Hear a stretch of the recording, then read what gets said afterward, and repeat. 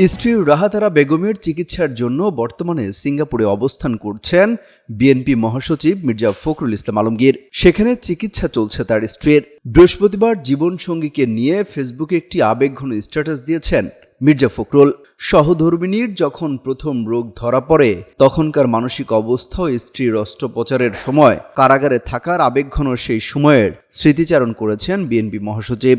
তিনি পোস্টে স্ত্রীর চিকিৎসা নিয়ে সুখবরও দিয়েছেন। তিনি লিখেছেন, 2022 সালের ডিসেম্বরে যখন আমার স্ত্রীর রোগ ধরা পড়ে তখন আমার উপর পৃথিবী ভেঙে পড়ে। সে আমাদের পরিবারের সবকিছু। আমি যত তাড়াতাড়ি সম্ভব তার অস্ত্রোপচারের সিদ্ধান্ত নেই।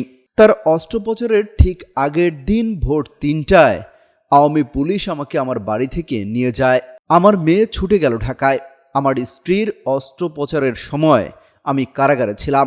আমার মেয়ে এবং ডাক্তার জাহিদ ছাড়া আর কেউ হাসপাতালে ছিলেন না।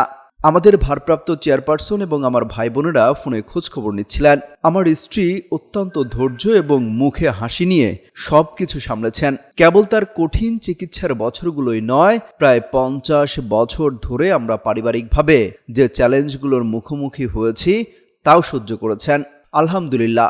আজ সিঙ্গাপুরে তার ডাক্তার বলেছেন যে এখন পর্যন্ত সবকিছু ঠিকঠাক মনে হচ্ছে, তবে আমাদের 6 মাসের মধ্যে আবার এখানে ফিরে আসতে হবে। গত 6 এপ্রিল উন্নত চিকিৎসার জন্য বিএনপি মহাসচিব মির্জা ফখরুল ইসলাম আলমগীর তার স্ত্রীকে নিয়ে সিঙ্গাপুরের উদ্দেশ্যে ঢাকা ত্যাগ করেন।